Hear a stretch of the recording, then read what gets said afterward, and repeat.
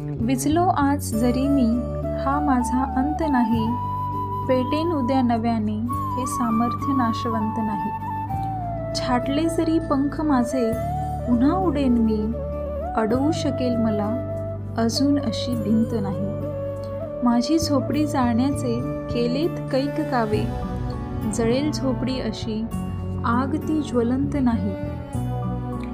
रोखण्यास वाट माझी वादळे होती आतुर. डोळ्यांत जरी गेली धूळ, थांबण्यास उसंत नाही. येतील वादळे, खेटेल तुफान, तरी वाट चालतो. अडथळ्यांना भिवून अडखळणे पावलांना पसंत नाही. अडथळ्यांना भिवून अडखळणे पावलांना पसंत नाही. सुरेश भट.